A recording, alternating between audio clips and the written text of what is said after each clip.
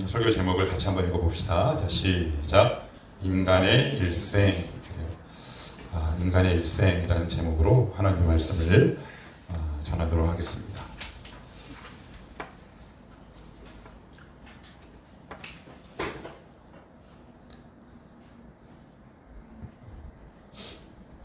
목회를 하다 보면 다양한 사람들의 삶을 경험하게 되지요. 비단 저뿐만이겠습니까? 여러분들도 여러 가지 관계 속에서 다양한 사람들의 일생을 보게 되죠. 인간의 일생들을 보게 되는 것이고, 그리고 그 사람이 살아온 삶의 궤적과 그리고 앞으로 걸어갈 일들을 아마 보게 됩니다. 근데 그 가운데에는 저에게 거룩한 도전과 진면교사로 다가온 분이 있는가 하면 반대로 나는 최소한 저렇게는 살지 말아야지라는 반면교사가 되는 분들도 참 많이 있습니다.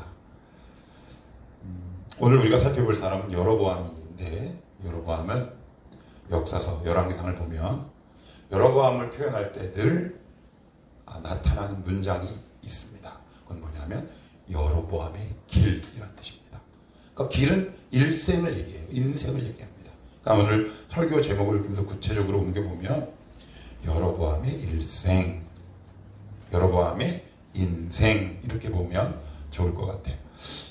어떠세요? 오늘 우리 지선이가 오늘 성경을 잘 읽어줬는데 조금 무서운가요? 아니면 할렐루야가 입에서 막 터져 나오나요? 선뜻 아멘 하기가 쉽지 않습니다. 그지요? 그래서 심지어 목회자인 저도 막 거름더미처럼 내가 쓸어버리겠다. 이 말씀을 갖고 설교하기가 사실 쉽지 않아요. 왜냐하면 경제에서는 필요와 공급이라는 게 있거든요. 성도들이 원하는 본문이 있어요. 그런데 목회자는 더군다나 저는 그렇게 할 수 없는 게 우리 아침 기도회를 그냥 순서대로 본다는 말이에요. 그래서 저의 호불호에 따라 본문을 확 바꾸는 경우는 그렇게 흔하지 않습니다. 근데 이왕이면 그 가운데에서도 축복, 은혜 이런 말씀을 전하고 싶은 것이 저의 본 마음이기도 해요. 예를 들면 가끔 가다가 제가 신방을 가면 친한 분들에게 이렇게 여쭤봅니다. 집사님 아니면 청년 때부터 봤던 친구 같으면 누구누구야 어떻게 오늘 골라봐. 1번 회개, 2번 저주, 3번 헌신, 4번 고난 어떤 거 할래? 그러면 한결같이 축복이요. 그래. 그러면 없는데? 그러면 이래. 그러니까 제가 그 친구들과 그분들을 뭐라고 얘기하는 것은 아니라 그러니까 오늘 우리의 본능과 되게 배치가 되고 거스르는 본문입니다. 그런데 나의 본능과 나의 마음과 거스르는 본문 안에서 하나님을 발견할 때 은혜가 큽니다. 은혜가 커요. 왜 하나님이 이렇게 말씀하실 수밖에 없었을까? 왜 하나님은 이렇게 말씀하실 때 당신의 마음은 어떠셨을까? 이것을 살펴보는 것 굉장히 중요합니다. 그래서 오늘 여로보암의 인생을 살펴보면서 혹시 이 여로보암이 나의 삶은 아닐까? 제가 신학교 다닐 때 되게 제가 충격을 받은 일이 하나 있었는데 그건 뭐냐면 마태복음을 묵상할 때였어요. 제가 신대원, 장신대 신대원, 제가 이제 백기인데 거기 가서 은탕 모임이라고 있었어요. 은혜의 대강탕. 우리 큐티 모임 이름이었어요. 제 말씀을 강의실에 가서 이렇게 쭉 서너 명이 가서 묵상을 하는데 가룟 유다를 묵상하는데 그냥 하나님이 저에게 딱 이렇게 말씀하셨어요. 네가 가룟 유다야. 네가 가룟 유다야. 근데 되게 충격이었어요. 가룟 유다는 우리가 외면합니다. 왜요? 그의 인생은 되게 무섭거든요. 그런데 하나님이 말씀을 묵상하는 내내 너가 바로 가룟 유다였어. 내 그 일로 산 거야. 얼마나 마음이 처음에는 불편했어요. 그런데 감사하던지요. 아, 내가 가룟 유다처럼 될 뻔했구나. 작은 이익 때문에 주님을 팔았던 적이 얼마나 많이 있었으며 내 실리를 위해 주님을 악용했던 적은 얼마나 많았던가. 그 모습이 가룟 유다의 모습 속에 이렇게 투영될 때 제가 순순히 아멘 했겠습니까? 쉽지 않습니다. 몸부림이 치어치어지죠. 거부하고 싶습니다. 그런데 인정하고 나니까 평안이 옵니다. 은혜가 들어옵니다. 사설이 서사가 좀 길었습니다. 바로 본문으로 뛰어들어가 보십시다. 1절 2절 여러분들이 한번 읽어봅시다. 1절 2절입니다. 다시 시작. 그때 여로보암의 아들 아비야가 병든지라 여로보암이 자기 아내에게 이르되 청하건대 일어나 변장하여 사람들이 그대가 여로보암의 아내임을 알지 못하게 하고 실로로 가라. 거기 선지자 아히야가 있나니 그는 이전에 내가 이 백성의 왕이 될 것을 내게 말한 사람이니라. 역사서를 얘기할 때 제가 늘 강조하는 건 이 당시는 이미 이스라엘이 남북으로 이미 분단됐어요. 우리나라처럼. 그래서 남유다, 북이스라엘인데 여로보암은 분단된 북이스라엘의 초대 왕이에요. 그런데 이 여로보암이 북이스라엘의 왕으로 누가 세웠냐면 하나님이 세우셨어요. 솔로몬이 우상숭배에서 이렇게 말씀하셨거든요. 너의 신하가 10조각을 가져가리라. 그래서 남유다는 유다와 베냐민 2지파, 그리고 나머지 10개 지파는 북이스라엘 여로보암으로 넘어가 버립니다. 그런데 하나님이 세우셨음에도 불구하고 열왕기상 앞장 13장에 보면 하나님이 여로보암에게 끊임없이 말씀합니다. 이거 이렇게 하지 마라. 내가 진노한다. 내가 이거 너무너무 싫어한다. 아세라상 세우지 마라. 바알과 아세라상 세우지 말아라. 그것들에게 절하지 말아라. 우상 숭배하지 말아라. 그리고 여러 가지 징조와 기적, 환란들 다양한 형태로 우리에게 메시지를 전하세요. 하나님은 어떤 한 개인과 공동체에게 바로 환란과 고난을 임하시는 경우는 거의 없고 항상 전조 증상을 보여주십니다. 전조 증상을 보여주세요. 지진이 일어나기 전에 전조 증상이 있는 것처럼 하나님이 지금 옐로카디아라고 하는 건 여러분들의 삶에 어떤 한 형태를 이렇게 보여주세요. 한 형태. 최근에 제가 그걸 캐치했다는 거 아니에요. 진성아, 너 내가 지금 옐로카드 들기 전인데 옐로카드인데 라는 게 있어요. 왜? 이거 옐로카드. 그래서 아까 제가 아내에게 이런 얘기를 했어요. 좋습니다. 하나님의 초대장과 도전장 받겠습니다. 근데 예전에는요 제가 어떻게 했냐면 이렇게 옐로카드가 있으면 이렇게 했어요. 콧방귀 꼈습니다. 뭐 알아서 되겠지. 우리가 그럴 때 있어요. 문제가 딱 생기면 알아서 되겠지. 근데 오기가 생기는 거예요. 거룩한 오기가. 하나님 좋습니다. 제가 더 무릎 꿇겠습니다. 하나님의 거룩한 초대장과 도전장 받겠습니다. 그렇지만 받는 자세를 겸손과 기도로 변하게 받겠습니다. 거룩하게 받겠습니다. 근데 너무 감사한 건 제가 믿음의 체질이 바뀐 것 같아요. 예전에는 어떤 하나님께서 고난이나 전조증상을 주시면 그 말씀 앞에 저는 뻗댔어요. 하거나 아니면 아예 등을 싹 돌려버립니다. 그러면 나중에 그 문제가 굉장히 꼬이죠. 그럼 어떻게 되느냐? 더 등을 돌립니다. 누가요? 제가요. 누가요? 여로보암이요. 누가요? 이 중에 있을 여러분이 혹시요. 이게 무슨 얘기냐면 여로보암이 이제 왕이 돼가지고 하나님이 전조증상을 자꾸 보이시는데 안 되니까 마지막으로 택한 선택이 뭐냐면 그 아들을 질병을 허락하십니다. 그러면 이제 올 때까지 다 온 거예요. 올 때까지 다 왔어요. 그러면 여러분 같으면 어떨까요?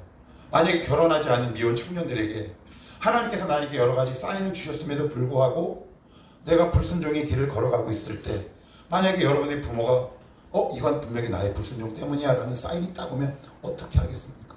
무릎을 꿇겠죠. 사람 그렇게 단순하지 않아요. 여러분, 사람이 단순하지 않습니다. 우리는 그렇게 단순한 존재가 아니에요. 2절 볼까요? 2절에 이렇게 되어 있어요. 여로보암이 누구에게? 누구를 보내요? 아내를 보내요. 선지자에게. 하나님 한번 찾아가 봐라. 이렇게 얘기하는 겁니다. 원래는 누가 가야 합니까? 아내가 죄졌습니까? 본인이 졌습니까? 그럼 누가 가야 합니까? 여로보암 스스로가 가야 되는데 아내를 보내는 겁니다. 네가 기도해라. 네가 가라 와. 이렇게 얘기하고 있는 겁니다. 여러분, 이 한 짧은 구절에서 우리에게 시사하는 바가 얼마나 큰 줄 아십니까? 여로보암이 왜 이렇게 된 줄 아십니까? 평소에 하나님을 찾지 않는 습관이 몸에 배어버린 겁니다. 결정적일 때 하나님을 찾고 싶어도 찾을 수 있는 방법을 몰라요. 예를 한번 들어볼게요. 제가 학부 때 제가 1학기 때 막 놀고 2학기 때 공부를 하려고 그래서 내가 큰 누나한테 얘기했어요. 누나 나 2학기 때 장학금 받을 거야. 그래서 열심히 했습니다. 그런데 문제가 있어요. 내가 원하는 성적이 나오지 않는 거예요. 왜 안 나오냐? 평소에 공부하는 습관이 되어 있지 못하니까 어떻게 공부해야 될지 알 줄 몰라. 내 노력에 비해 성적이 별로 안 나왔어. 여러분, 일상에 하나님을 찾지 않으면 결정적인 어려움이 당했을 때 하나님을 찾을 것 같죠? 여러 번 찾았습니까? 아내를 보내고 그 다음 2절 계속해서 뭐라고 성경은 청하고 있는 줄 아십니까? 우리 2절 제가 한번 읽어볼게요. 청하건대 일어나 뭐 하라고요? 변장하여. 이게 지금 이중 변장을 하는 겁니다. 첫째는 누구를 보내요? 아내요. 둘째는요? 그마저도 알아보지 못하게 하는 겁니다. 그냥 하나님을 그냥 찾으면 됩니다. 하나님 도와주십시오. 하나님 우리 초월함교회 지금 어렵습니다. 물질 어렵습니다. 하나님 우리 자녀 너무 힘듭니다. 도와주십시오 라고 외치지 못하는 겁니다. 왜 그래요? 평소에 하나님을 전혀 찾지 않았어요. 그러니 어떠한 말로 풀어봐야 할지 답이 없는 겁니다. 그래서 가끔 가다가 전도할 때 이렇게 반응하는 사람들이 있어요. 지금 놀다가 죽기 전에 예수 믿으면 되지 않아요? 여러분, 그게 내 마음대로 됩니까? 여러분의 마음을 여러분이 컨트롤할 수 있겠습니까? 성도들에게는 사단의 공격인 영적 싸움이 있기 때문에 그렇게 내가 필요할 때 하나님을 찾을 수 있는 실력이 내 안에 없다는 사실이 우리의 비극이고 현실 아니겠습니까? 여러분 하면 찾고 싶어도 못 찾는 겁니다. 찾을 방법을 모르는 거예요. 왜요? 일상이 무너진 겁니다. 일상에 있어서 하나님과 전혀 관계되지 않은 삶을 살아간 겁니다. 그리고 나서 문제가 딱 터지고 나서 하나님을 찾으려니 어떻게 찾아야 되는 거지? 그리고 이미 마음이 멀리 떠나 있는데 찾는 방법도 모르고 찾을 마음도 없어요. 그래서 사단이 여러분들에게 협상 테이블을 찾을 때 이렇게 차지합니다. 어떻게 자리를 마련하느냐? 너 있잖아. 어려울 때 찾아. 되게 합리적입니다. 그 정도는 여러분이 할 수 있어요? 없어요? 있습니다. 예, 오늘도 사단은 우리를 하여금 여로보암의 길, 여로보암의 인생을 가도록 어려울 때만 주님을 찾으라 라고 이야기하고 있는 겁니다. 그렇게 한번 살아보시겠습니까? 치러야 할 대가가 너무 큽니다. 사단은 어떤 협상 자리를 마련한다고요? 어려울 때만 하나님을 찾으라 라고 얘기합니다. 그게 사실 하나님의 음성이 아니라 사단의 음성입니다. 여러분 찾았습니까? 집에 가서 한번 읽어보십시오. 평소에는 하나님 말씀하셔도 거들떠보지도 않습니다. 무릎 꿇었다는 기록이 한 줄도 없어요. 무슨 얘기입니까? 일상에 있어서 하나님을 만나는 데 있어서 완벽하게 실패한 인생입니다. 그래서 여로보암을 이야기할 때 다윗과 반대되는 개념으로 이렇게 얘기합니다. 다윗의 길 혹은 여로보암의 길 이럽니다. 여러분, 하나님이 매일매일 여러분들에게 여러 가지 도전을 주십니다. 너 지금 나 만나야 되지 않게. 하나님, 그런데 그 시간이 자꾸 누적되면 어느 순간 내가 정말 어려울 때 딱 하나님 찾고 싶은데 내 생각만큼 마음대로 하나님 향해 부르기가 어렵다는 것이 우리의 현실의 문제라는 겁니다. 성경은 이것을 지금 날카롭게 우리에게 지적하고 있는 겁니다. 네가 찾고 싶을 때 내가 마음대로 네가 나를 찾을 수 있을 것 같지? 예를 한번 더 들어보면 그런 거예요. 얼마 전에 우리 추석 연휴 되게 길었어요. 그래서 아침 기도회가 이틀인가 3일 쉬었어요. 그런데 다시 나와서 설교 준비를 딱 하려고 그러는데 평소에 5배 이상이 걸려요. 제가 설교를 계속 쉬었나요? 잠깐 쉬었어요. 리듬이라는 게 있다는 말이에요. 분위기와 느낌이라는 게 있다는 말이에요. 그래서 이 안에서 얼마나 씨름했는지 몰라요. 주석도 찾아보고 하나님과의 어떤 촉을 맞추는데 너무 오래 걸렸어요. 아, 이게 이런 거구나. 오늘도 마귀는 여러분들에게 어떻게 초청하냐? 있잖아, 일상은 너희들이 마음대로 살아. 그렇지만 어려울 때는 하나님을 찾아. 이거 절묘합니다. 여러분들이 얼마든지 그 도전장에 응할 수 있는 합리적인 대안입니다. 근데 그건 하나님의 음성이 아니라 사단의 초대장임을 기억하셔야 합니다. 그 예가 어디에 있어요? 여러분에게 있습니다. 그래서 하나님을 제대로 찾았나요? 이중 잠금 장치를 마련하죠. 아내를 보내고 또 그 아내도 변장하게 해요. 찾을 줄 몰라요. 또 있어요. 볼까요? 3절 여러분들이 한번 읽어보십시오. 시작. 그대의 손에 떡 10개와 과자와 꿀 한 병을 가지고 그에게로 가라. 그가 거기까지요. 선지자를 본다는 것은 결국 하나님을 뵈러 가는 거나 동일시한다는 거였어요. 구약시대에.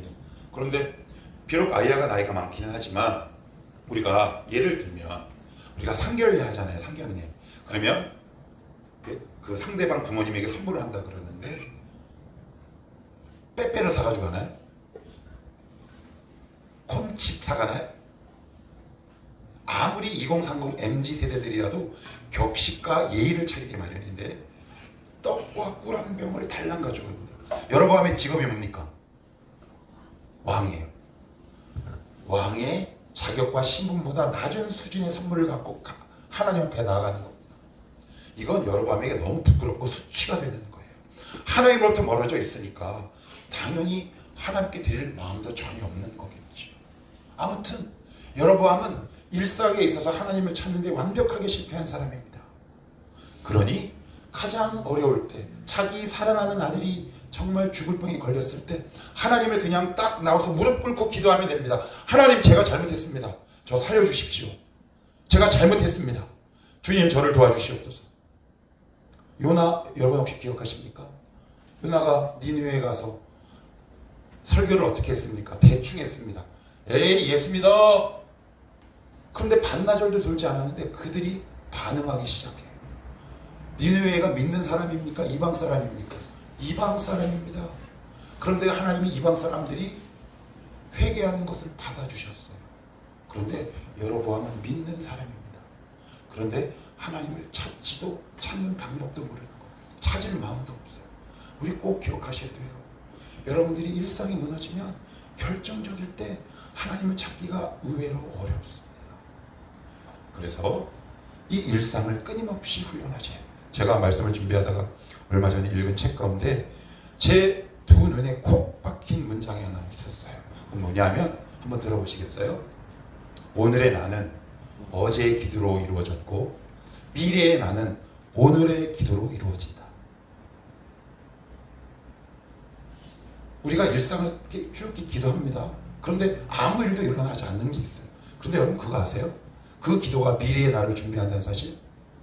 매일매일 하루하루 꿇는 그 무릎이 미래의 나를 결정짓는 사실, 여러분 인정하실 수 있겠습니까? 강력한 힘입니다. 왜 우리가 고난당할 때, 아니 여러분 말고 저요, 제가 늘 고민했던 부분이 있어요. 왜 나는 왜 어려운 지점에서 늘 뒤로 물러날까?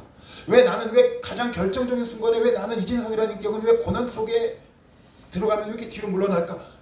이유를 제가 언젠 알았어요. 왜 그런 줄 알아요? 저는 일상이 무너졌어요. 일상 속에서 하나님과 친밀한 관계를 형성하지 않으니까 고난이 딱 다가왔을 때 그 고난 앞에 어떻게 대처해야 될지 모르는 제가 바로 여로보암이었어요. 여러분 지금 혹시 어려운 일이 딱 오면 그래 내가 초대장 받는다, 내가 이겨보겠다 라고 하십니까? 아니면 확 도망가십니까? 그러면 하나님이 우리 여러분들의 삶에 왜 고난을 허락하실까요? 여러분들의 일상을 점검하라는 뜻입니다. 일상을 점검하라. 일상이 하나님과의 관계가 무너진 겁니다. 그러니 어려운 일이 일어나면 늘 도망가기 바쁩니다. 그 사람이 바로 여로보암입니다. 그러니 이 본문은 여로보암에게 하신 말씀이 동시에 우리에게도 하신 말씀이겠죠.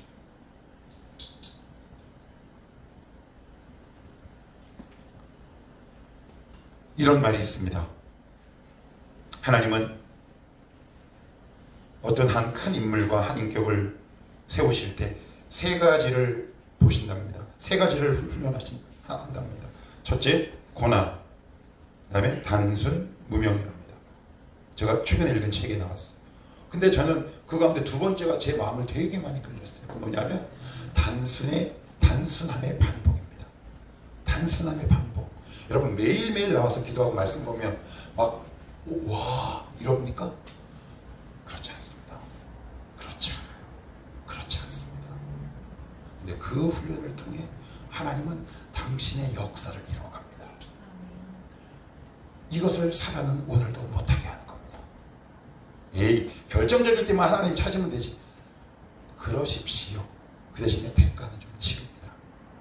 대가는 어쩔 수 없어요. 일상이 무너졌는데 고난 속에서 지혜로운 대처법이 나올 수는 없잖아요. 단순함, 끊임없이 반복하는. 오늘도 저도 내일도 설교하겠죠. 한편 10억은 설교하기 위해 몇 시간 끙끙댑니다. 그래서 어떨 때는 막 짜증이 날 때가 있어요. 죄송합니다. 우리들끼리는 영업 비밀이라고 얘기하지만 목사라고 해서 늘 이렇게 막 설교하려고 그렇지 않습니다. 그럴 때 어제는 저희 아내랑 얘기하다가 제가 아주 빨리 회개했잖아요. 제가 이런 투로 얘기했어요. 이거 뭐 그냥 수백 명도 아닌데. 그랬더니 저희 아내가 그대로 전화해대고 한 영혼이 전화보다.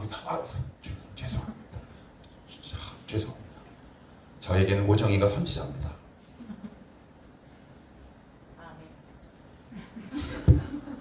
이지영에서 아멘 하면 아무튼 그래요. 그러면 마지막으로 하나만 더 볼게요. 인간의 일생, 여로보암의 인생은 어떤 인생이에요? 어디로 가시냐면 11장 31절로 한번 봅시다. 11장 31절.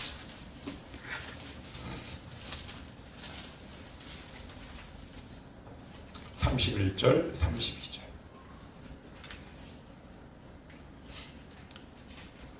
자, 11장 31절 32절 시작. 여로보암에게 이르되 너는 10조각을 가져라. 이스라엘 하나님 여호와의 말씀이 내가 이 나라를 솔로몬의 손에서 찢어 빼앗아 10지파를 내게 주고 오직 내 종 다윗을 위하고 이스라엘 모든 지파 중에서 택한 성읍 예루살렘을 위하여 한 지파를 솔로몬에게 주리니.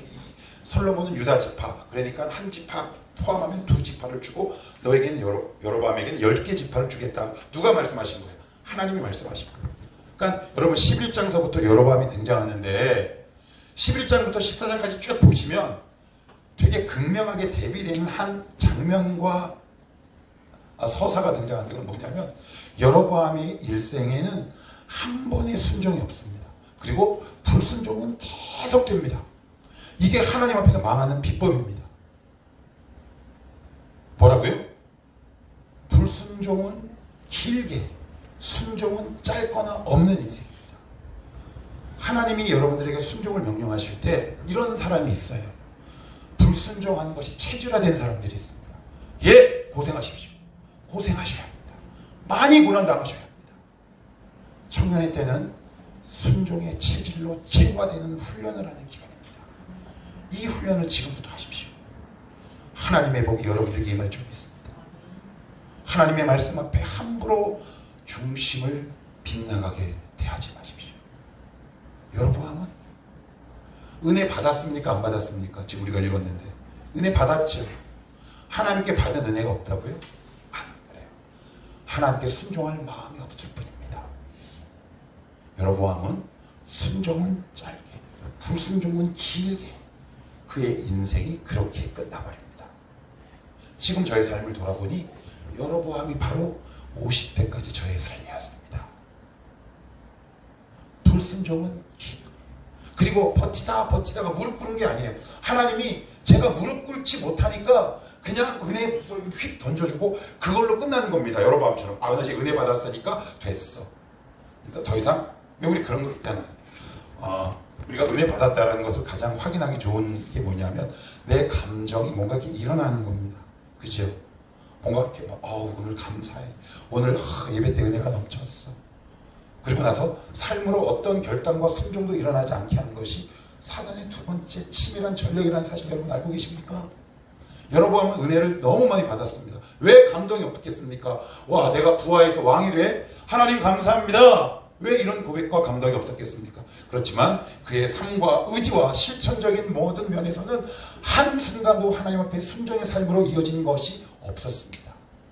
그래서 여러분들은 불순종은 짧게, 순종은 길게 하시길 축복합니다. 그것이 하나님 앞에서 복받는 자세요, 복받는 영혼의 태도입니다.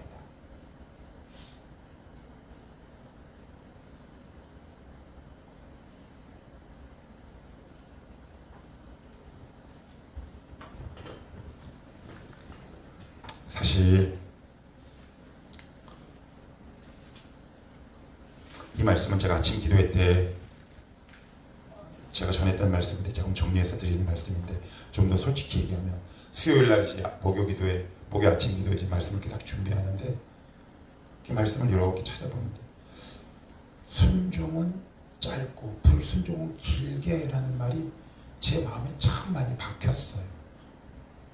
그러면서 하나님이 저에게 이러시는 것 같아요. 진성아, 네 이제 50 중반인데 이제 네 50 중반 이후의 삶은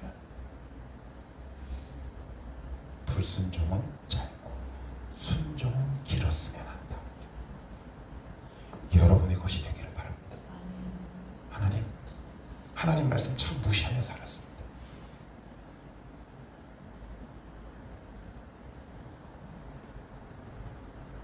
청년회 때 이 훈련할 수 있기를 축복합니다.